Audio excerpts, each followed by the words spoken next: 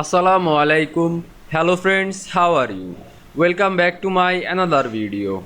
In this video, I am going to show you how to create a numbered list in Google Docs. Let's get started. At first, you have to open your Chrome browser. Then open your Google Docs apps, then create your document. Now you can see here are my document. Now I create numbered list. Now I select this first. Now I first select this all things, then go to format menu. Now you can see here are bullet option, bullet and numbering.